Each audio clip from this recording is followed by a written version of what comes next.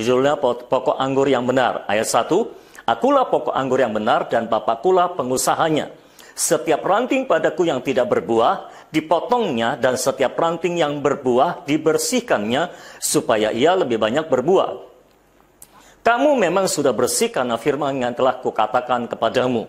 Tinggallah di dalam aku, dan aku di dalam kamu.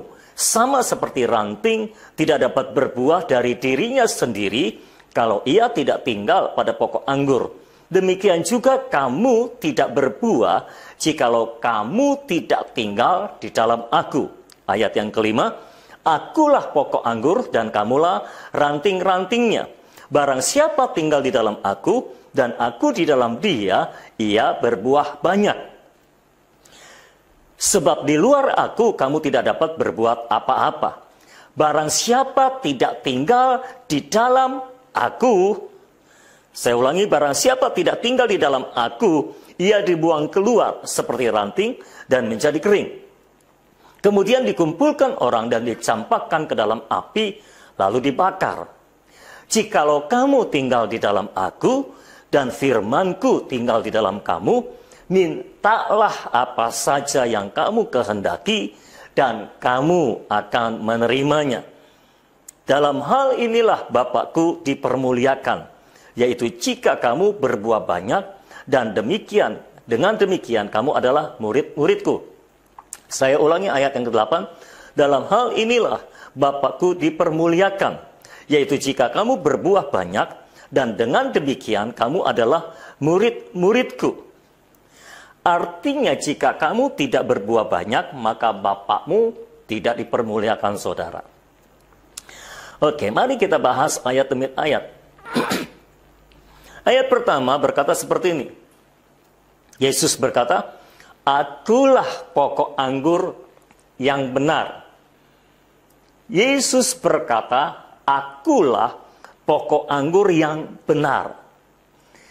Kalau Yesus berkata, akulah pokok anggur yang benar, berarti ada pokok anggur yang lain yang tidak benar.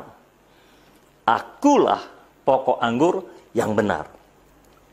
Jadi kalau saudara digambarkan seperti pohon anggur, Yesus harus menjadi pokoknya, dan saudaralah ranting-rantingnya, saudara.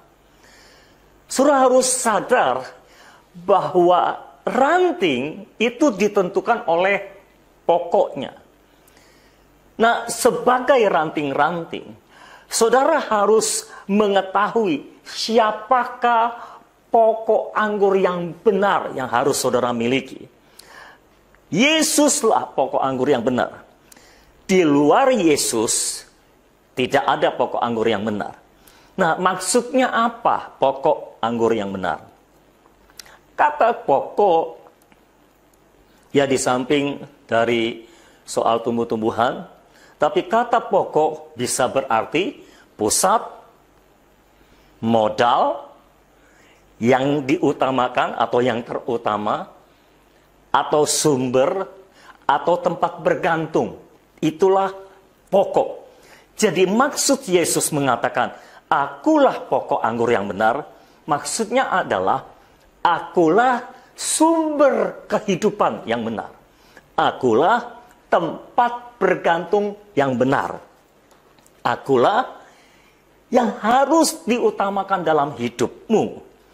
Selama saudara menjadikan Yesus sebagai pusat kehidupanmu, maka hidupmu benar, karena pokok anggurnya benar. Selama saudara menjadikan Yesus sebagai yang terutama dalam hidupmu, maka hidupmu benar, karena pokoknya benar. Selama saudara menjadikan Yesus sebagai sumber kehidupanmu, maka kehidupan saudara akan benar, akan menghasilkan buah, karena pokoknya benar. Selama saudara menggantungkan seluruh hidup saudara kepada Yesus, maka hidup saudara akan benar dan akan menghasilkan buah yang banyak, karena pokoknya benar. Jadi apakah hidup saudara menghasilkan buah atau tidak, ditentukan apakah pokok saudara itu benar.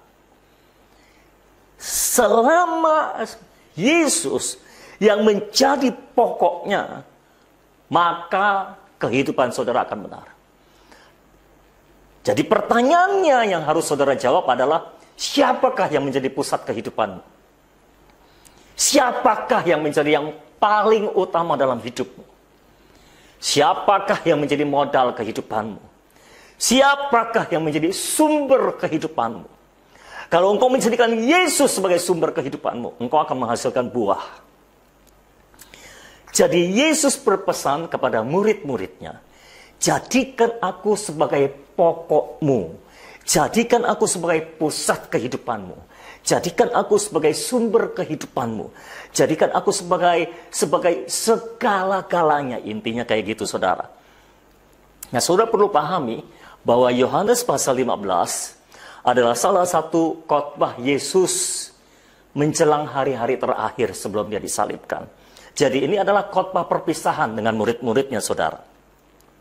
Sebelum berpisah dengan murid-muridnya, Yesus ingin berpesan, Yesus berpesan wanti-wanti kepada murid-muridnya, kalau kamu mau menghasilkan buah yang banyak, kalau hidupmu mau menghasilkan buah, engkau harus menjadikan aku sebagai sumber kehidupanmu, menjadi pusat kehidupanmu, menjadi tempat bergantungmu.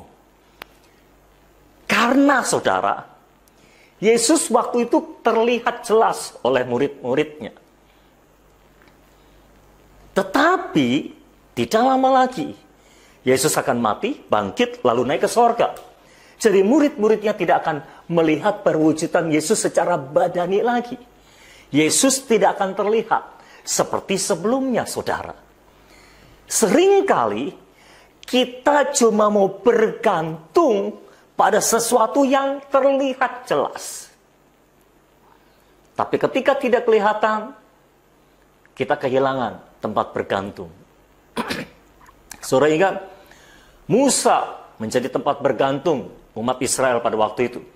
Ketika Musa naik ke atas gunung, berdoa dia dalam hadirat Tuhan, 40 hari nggak turun-turun. Mereka kehilangan tempat bergantung karena Musanya tidak kelihatan.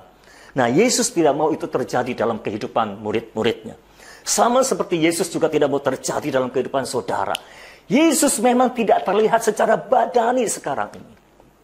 Tapi percayalah, selama engkau menjadikan Yesus sebagai pusat kehidupanmu, sebagai sumber kehidupanmu, maka kehidupanmu akan berbuah lebat. Kehidupanmu akan menghasilkan buah yang lebat.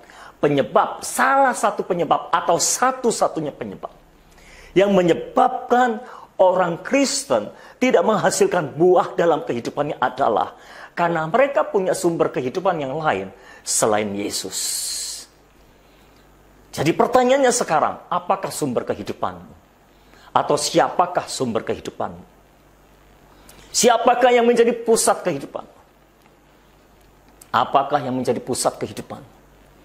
Apakah Yesus telah menjadi yang awal dan yang akhir dalam kehidupanmu?